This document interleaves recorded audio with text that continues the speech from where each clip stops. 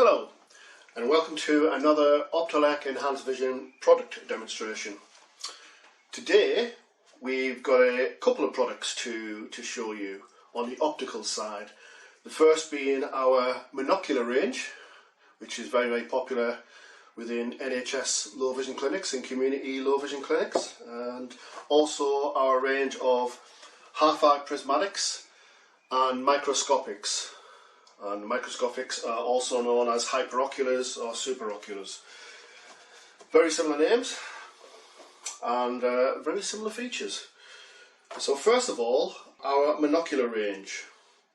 Now a lot of people ask me, well, what are monoculars used for and what are monoculars? So for those who really aren't aware, I like to describe it as very simply, it's half a binocular.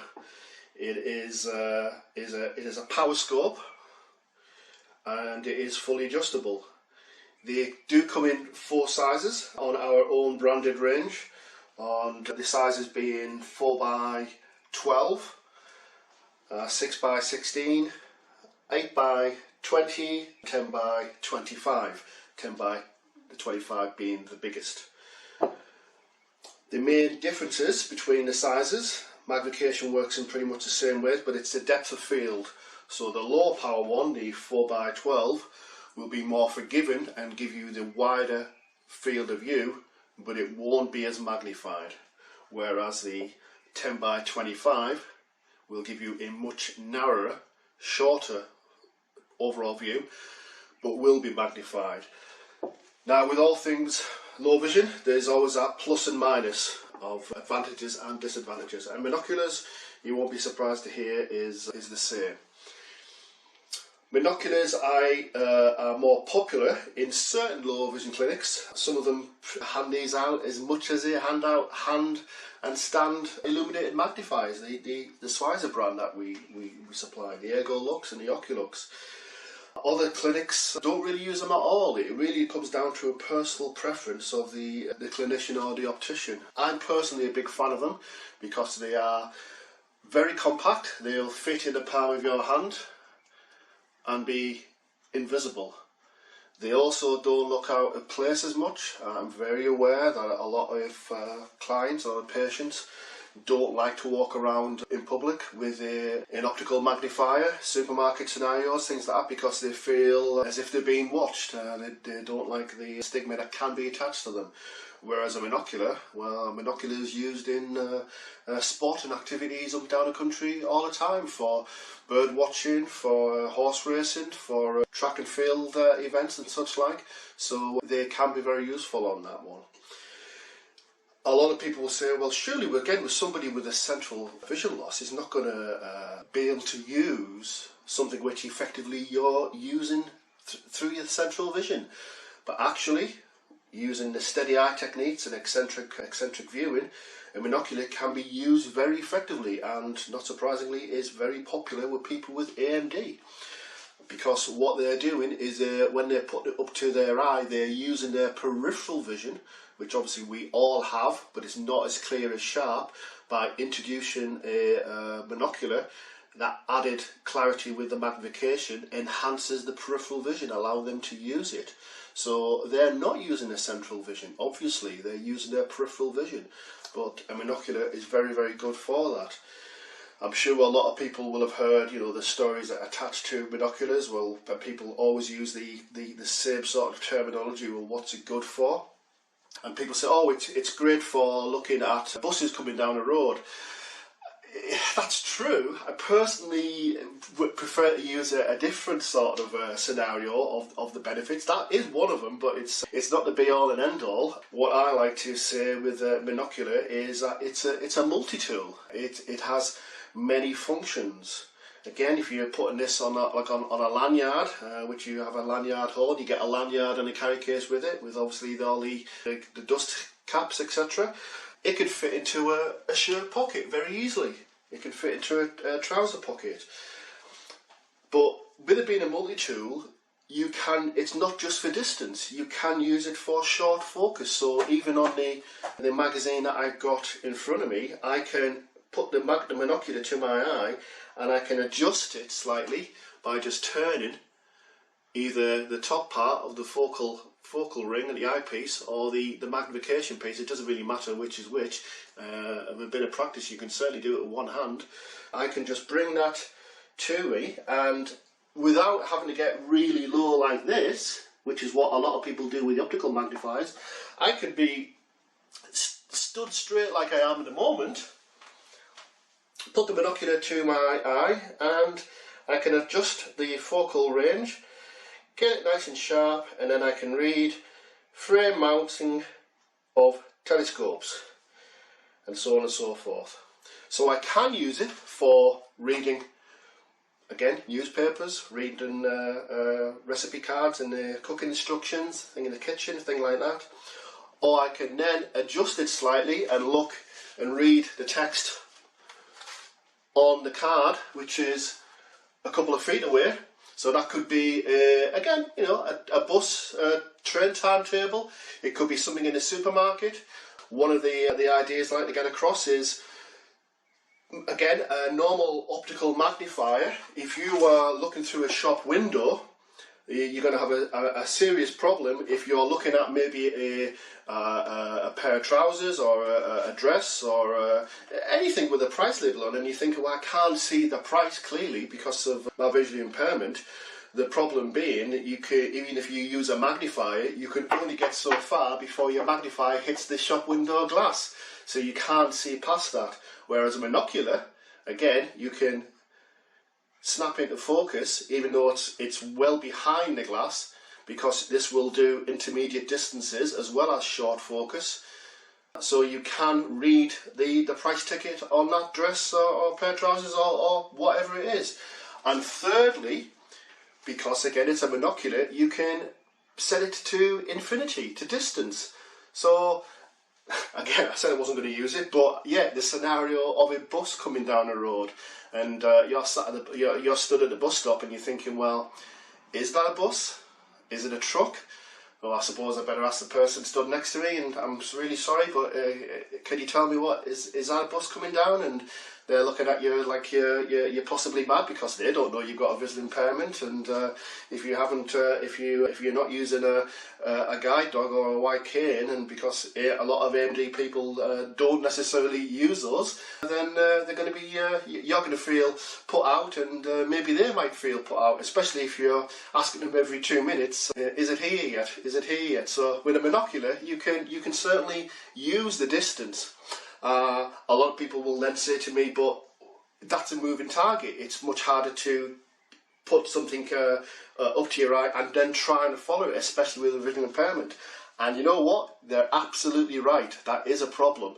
But there's ways of training, there's ways of getting around that. One of the main things I say to people is, if you're at a bus stop and you are waiting for your bus, which you knows roughly coming, you can set your monocular distance to maybe a road sign, a set of traffic lights, a billboard, a lamppost, which is 200-300 yards down the road.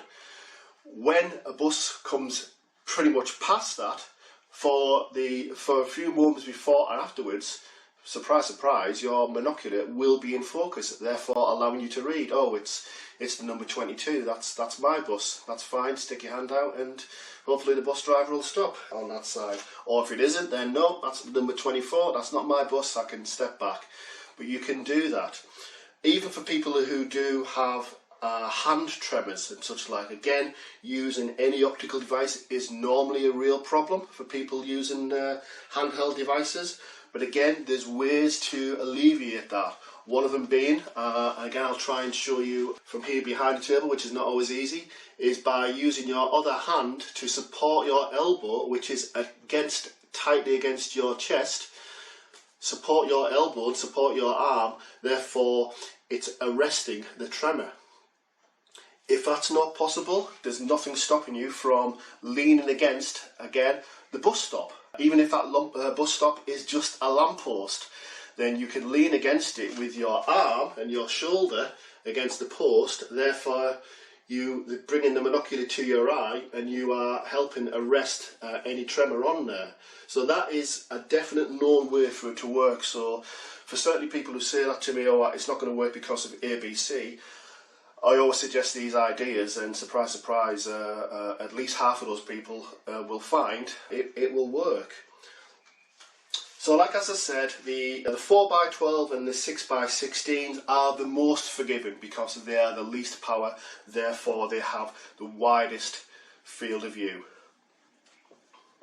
The 8x20 is again also popular. I'd actually say the least popular is the 10x25, and that is the one that people normally pick up when we do exhibitions. They always go for the largest one, thinking, oh, that's the best magnification, that's the highest magnification, therefore it will be the best for me. And in most cases, it isn't. You know, it isn't. It's usually the lower power ones. It's anything to help with the impairment. We're not trying to make things worse. We're trying to improve what the individual has left with the visual acuity. So often the case, the less powerful ones do the job. But with most things, these are always available without 14-day money-back guarantee regardless, so you can try them. We do know, we do have a lot of the local societies and national societies have a decent range of binoculars in their resource centres. So again, if you want to try before you can buy, then you can speak to your local charity and to get that information. And again, obviously available via low vision clinics up and down the UK. So the other item, which I'd like to show you, just move these slightly to one side, is our microscopic range. Now, the two different names are microscopics and half-eye prismatics. Very technical names, very clinical sort of names. Ultimately, they are magnified spectacles. So think of your optical magnifier in a pair of spectacle frames, reminiscent of the old NHS style frames that opticians used to do many years ago. I still get cold shivers because I wear glasses, and yeah, these were not the most sexiest looking glasses you ever had, but that was all you had when you were back in the early 70s when I was a wee lad. So yeah, the Prismatics magnification is in both eyes, and they are angled as Prismatics are for short focus reading. So the again, plus and negatives regarding all things low vision. In order to use half-eye prismatics correctly, the reading material has to be quite close to your eyes when you're wearing them. Like all these type of magnifiers, they are not designed to walk about in under any circumstances. You are wearing magnified lenses, so everything you're looking at is going to feel closer. So you certainly do not get up, attempt to go up or down the staircase in a pair of these at all. But at home, for hands-free, and that's what we're talking about here, totally hands-free magnification. Again, a scenario, an individual that I know and dealt with for a number of years up in Dumfries and Galloway, has a pair of plus 16 microscopics, and he uses them for his morning newspaper, which prior to me getting him in the microscopics, he wasn't able to read. The gentleman has AMD, and he basically stopped reading several years earlier. We went to see him with another product, and in between that he expressed an interest with the newspaper, but of course he wants to hold the broadsheet newspaper up with his both hands. Well, he can't use that extra third magnifier on that side.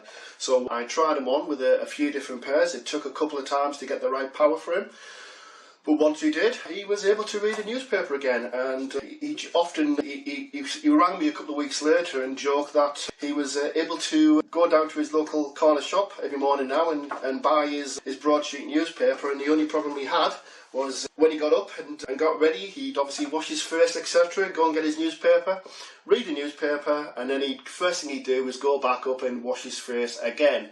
The simple reason being because you have to work very close to the reading material. In his case, his nose was touching the newsprint, so he was getting newsprint on the tip of his nose.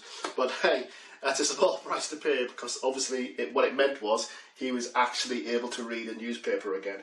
So yeah, you do have to work very closely with them. The amount of times I've tried these on patients and I've said this exact same thing, explained to them about being very close, and the first thing they do, they put them on and they'll hold the newspaper at arm's length and say, oh no, that's not good, that's not working, they're no good for me.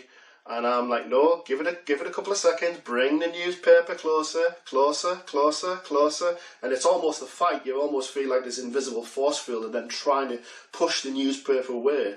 And then all of a sudden, you hear the old immortal words, oh, I've got it, I can see it, I can read it. It's that sweet spot. As with every form of magnification, it has to be right. It has to be the right working distance for you. There's lots of ways of doing scientific tests to work that out, but ultimately the best way is for you to let the patient, to let the client try a few pairs on and see what they see, because with the best will in the world, the individual is the only person to be able to tell you correctly. You could be the best consultant ophthalmologist in the world, they still can't see through your eyes. So I'm a great believer of trying things on and letting the client decide which one works best for them. So, as I said, the prismatics do come in different sizes. So although all the frames look identical and they are identical, it's the lenses themselves, the acrylic lenses, which are different. So they come in a plus 3, and plus 3 being 3 diopters, plus 3, plus 4, plus 5, plus 6, plus 7, and finally plus 8. So 8 diopters, which is equivalent of just 2 times. The reason why we don't go any higher in half-eye prismatics to like plus 10, plus 12 is the biggest problem of individuals getting double vision. If we had higher diopters in both eyes, it would introduce the possibility of getting double vision. So obviously that's clearly not acceptable. So we do stop at plus 8 for the half-eye prismatics. Luckily, what we do is then switch to plus 12, plus 16, plus 20, and plus 24 in the hyperoculars. Microscopic, superoculars again. I keep using these different terms because they're known by different terms to different people. The main difference being obviously more powerful, but the magnification is in one eye only, and I'll show that best on this plus 20. So I don't know how well you can see that, but basically this lens is much thicker. So magnification in one eye only. Obviously you can have it in left or right. So that magnification is on the right eye, that one is in the left eye. Incidentally, the other lens, the blank, it's just a plano lens, no magnification whatsoever. We can, well, opticians and low vision clinics can occlude that eye if need be. Again, for individuals who only have useful vision out of one eye anyway, they're obviously going to use their best eye for the magnification, and the other eye, it can be frosted off, blanked off if necessary. I would say on that one, you would only need to do that if the individual had vision in the other eye. It's not really applicable if they don't. But that is the main difference between the microscopics and the prismatics. The microscopics have magnification in left eye or right eye only. But they do go up to plus 24 diopter, which is a decent size of magnification. Again, like the prismatics, so the higher the power, the closer the individual will need to be to the reading material. Hence, my gentleman friend in Dumfries has to wash his nose twice on a morning. But it's a small price to pay to get some decent hands-free magnification. Because it is hands-free and because there is no built-in illumination, it is worthwhile making sure that the individual in question has a decent light source, either natural or artificial, ideally behind them, shining down on whatever reading material they're looking at. I do have gentlemen who wear baseball caps and then they try and use these. not surprisingly, you're not going to get a great result. So individuals who have anything covering their head need to bear that in mind. If you introduce a prismatic or hyperoculus into close while wearing a baseball cap, you're going to create a lot more shadows and darkness on there. So decent light source will sort that out. But for individuals who need hands-free magnification, and that could be for, like I say, for broadsheets or for model making, for people doing cross-stitching, sewing, stuff like that, then that type of product is very, very affordable, relatively simple to dispense, and ultimately opens up a whole new world to the individuals who probably didn't even know these sort of things existed.